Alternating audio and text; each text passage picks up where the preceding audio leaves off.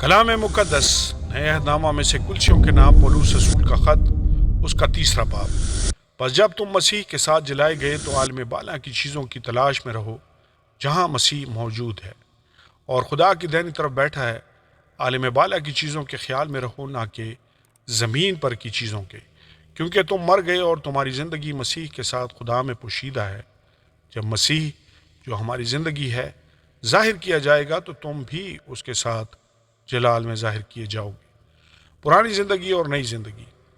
بس اپنے ان اعضاء کو مردہ کرو جو زمین پر ہیں، یعنی حرام کاری اور ناپاکی اور شہوت اور بری خواہش اور لالچ کو، جو بت پرستی کے برابر ہے، کہ انہی کے سبب سے خدا کا غضب نافرمانی کے فرزندوں پر نازل ہوتا ہے۔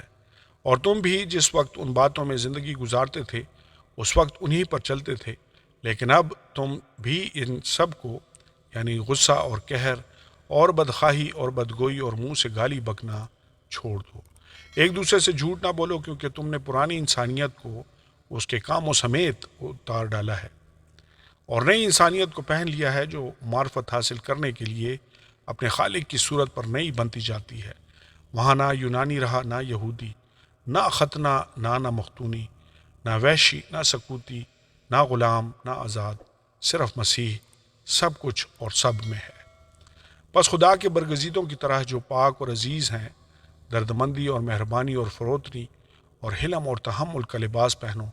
اگر کسی کو دوسرے کی شکایت ہو تو ایک دوسرے کی برداشت کرے اور ایک دوسرے کے قصور معاف کرے۔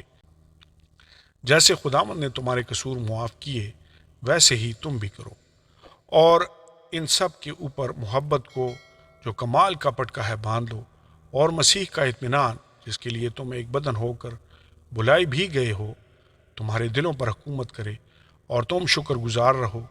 مسیح کے کلام کو اپنے دلوں میں کثرت سے بسنے دو، اور کمال دنائی سے آپس میں تعلیم اور نصیحت کرو، اور اپنے دلوں میں فضل کے ساتھ خدا کے لیے مزامیر اور گیت اور روحانی غزلیں گاؤ، اور کلام یا کام جو کچھ کرتے ہو وہ سب خداوند کے نام سے کرو، اور اسی کے وسیلہ سے خدا باپ کا شکر بجا لاؤ۔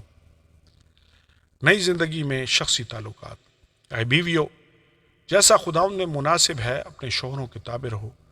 اے شوہرو، اپنی بیویوں سے محبت رکھو اور ان سے تلخ مزاجی نہ کرو۔ اے فرزندو، ہر بات میں اپنے ماں باپ کے فرما بردار رہو، کیونکہ یہ خداوند میں پسندیدہ ہے۔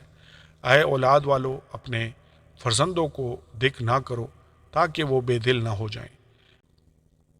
اے نوکرو، جو جسم کے روح سے تمہارے مالک ہیں، سب باتوں میں ان کے فرما بردار رہو، آدمیوں کو خوش کرنے والوں کی طرح دکھاوے کے لیے نہیں، بلکہ صاف دلی اور خدا کے خوف سے۔ جو کام کرو جی سے کرو، یہ جان کر کہ خداوند کے لیے کرتے ہو، نہ کہ آدمیوں کے لیے، کیونکہ تم جانتے ہو کہ خداوند کی طرف سے اس کے بدلہ میں تم کو میراث ملے گی۔ تم خداوند مسیح کی خدمت کرتے ہو، کیونکہ جو برا ہے وہ اپنی برائی کا بدلہ پائے گا، وہاں کسی کی طرفداری نہیں۔ آمین اور آمین۔